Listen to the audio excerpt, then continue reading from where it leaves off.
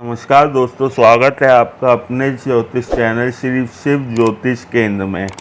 आज हम बात करेंगे जन्म कुंडली में शादी विवाह के योग कैसे देखे जाते हैं, इस बारे में आज हम चर्चा करेंगे।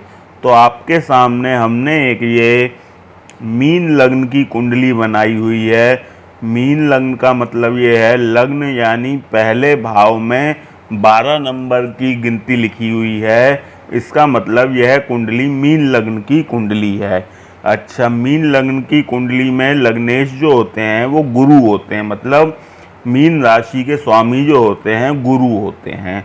अच्छा, देखिए, कोई सी भी लग्न कुंडली हो, शादी विवाह के योग जो देखे जाते हैं वह 7वें घर से देखे जाते हैं। 7वें घर को सप्तम भाव कहा जाता है, ठीक है। और सप्तम भाव के स्वामी को सप्तमेश कहते हैं। यहाँ पे ये 6 नंबर लिखा हुआ है, इसका मतलब छठी राशि जो होती है कन्या राशि होती है, और कन्या राशि के स्वामी होते हैं बुध। यहाँ हमने लिखा हुआ भी है, सप्तमेश जो हैं इस कुंडली में बुध हैं। अच्छा, शादी विवाह के जो योग होते हैं उसके लिए जब आप देखते हैं तो सबसे पहले हमें महादशा और अंतरदशा के अनुसार ही शादी विवाह के योग की गणना की जाती है।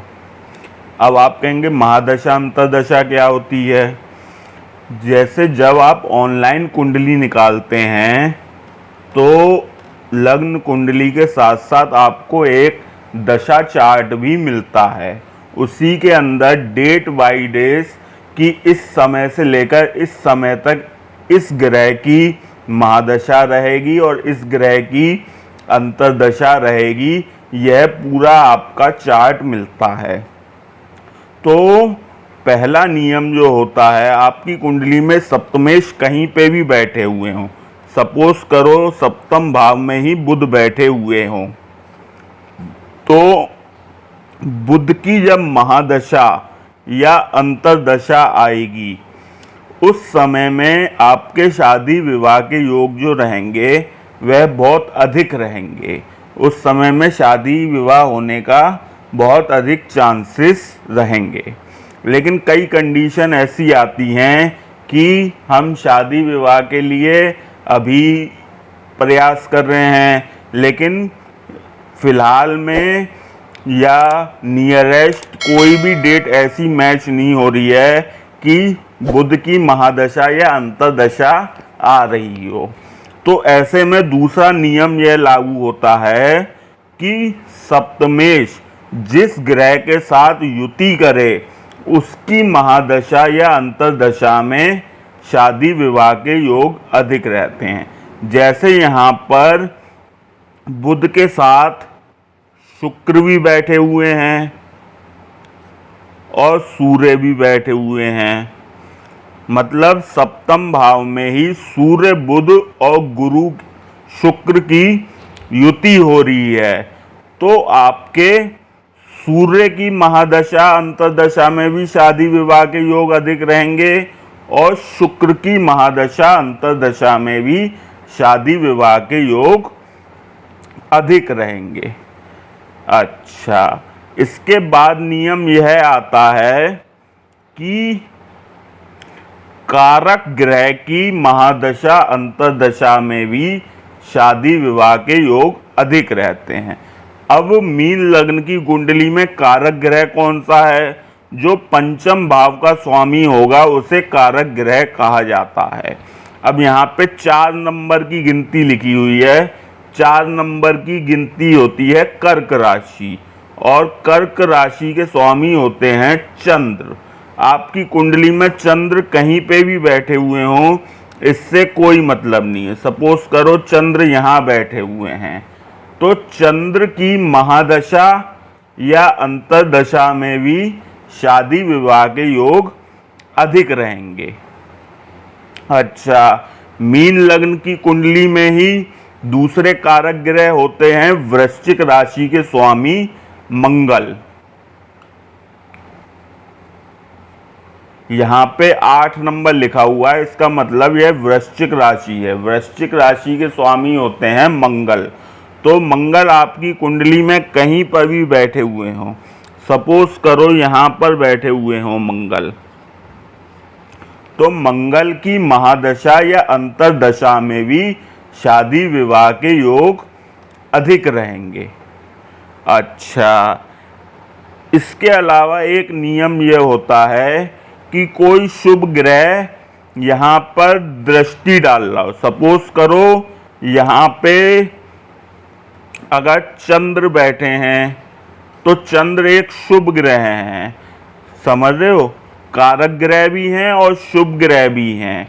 अगर चंद्र यहाँ पर बैठे हुए हों, ऐसे में भी चंद्र कारक ग्रह भी हैं और शुभ ग्रह भी हैं, तो चंद्र की महादशा अंतरदशा में भी शादी विवाह के योग अधिक रहेंगे।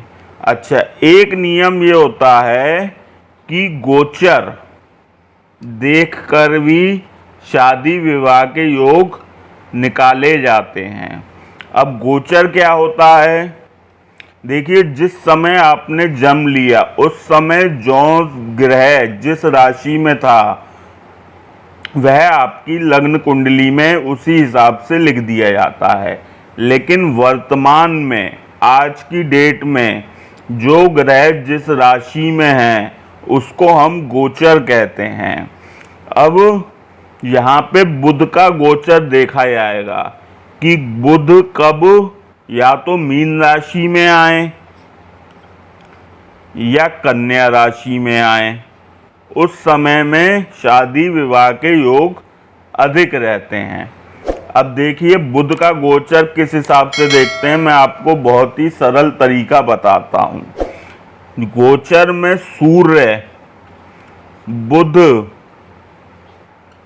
और शुक्र ये लगभग साथ में ही रहते हैं। अधिकांश कुंडलियों में कभी एक घर आगे हो गए या एक घर पीछे हो गए, ऐसा इनका गोचर रहता है। 14 अप्रैल को सूर्य जो होते हैं यहाँ पे आते हैं मेष राशि में, ठीक है। तो हम एक मोटा मान लेते हैं कि सूर्य और बुध और शुक्र लगभग 14-15 अप्रैल के लगभग ही मेष राशि में आते हैं।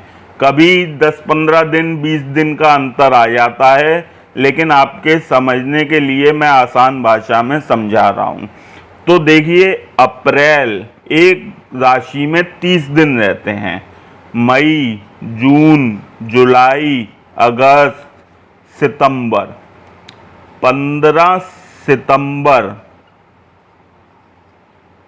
से 15 अक्टूबर के बीच में मीन लग्न वालों के शादी विवाह के योग गोचर के अनुसार बहुत अधिक रहते हैं।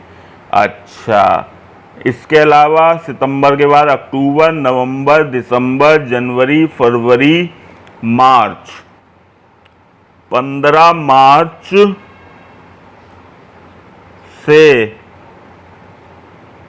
14 अप्रैल के बीच में भी मीन लग्न वालों के शादी विवाह के योग बहुत अधिक रहते हैं।